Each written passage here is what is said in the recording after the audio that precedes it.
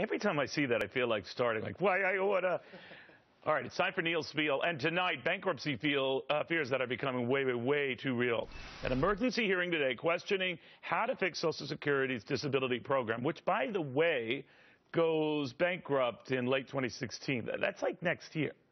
But if we can't say this program now, good luck with everything else going bankrupt later. To Hadley Heath, Gary V. Smith, who say we're in big trouble when we keep ignoring all of this stuff.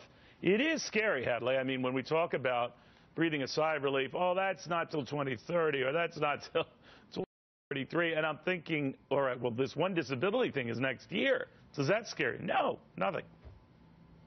That's right, Neil. One reason the disability program is struggling financially is because we saw a surge in enrollment. Since 2014, enrollment in that program increased about 42% to 2013 when it sort of leveled off. But one reason, aside from the economic downturn, is that we have an aging population. And as baby boomers get older, this will also affect our Social Security program and Medicare. You know, Gary, the argument for it was, don't worry. Don't worry. What do you think? Well, you know, simple math says it all, Neil. In 2013, Social Security took in about $752 billion in revenue. They paid out $822 billion. The left primarily argues, well, no, Social Security isn't bankrupt. Look, bankrupt, Neil, as you well know, is when you can't pay your debts. You can get around it, I suppose, by paying people less than they're due on Social Security, by raising the retirement age. Those are all changes. It's like renegotiating with the bank when you can't pay your mortgage. But the bottom line is, once they've exhausted the trust fund, then all they have, as Hadley said, is an aging population not supported by the number of workers out there. You have a bankrupt Social Security and Medicare. You know, but it's the same argument, Hadley, I used to hear when we were worried about, you know, a government, you know, shutdown leading to default, and the argument that it would never happen here and why we should maintain our AAA credit rating was that, well, we can always print our way out of it. We can always print money, as if. You know, my reaction was, whoa, if that's your solace and that's what makes us better than the other guys, we're in a deep pile of trouble. Well, our national debt is one thing that's approaching $18 trillion.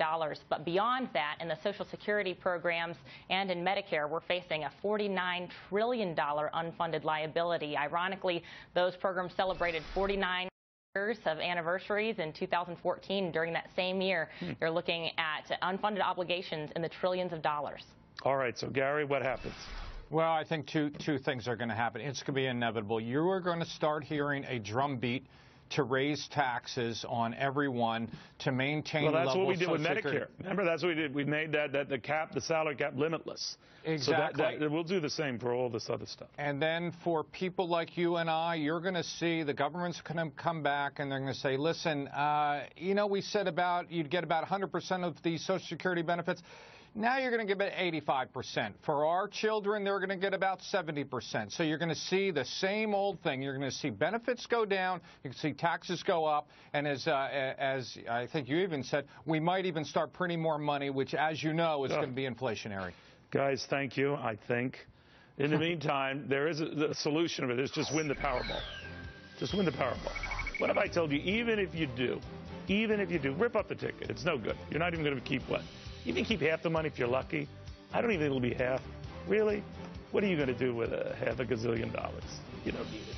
Give it to the government.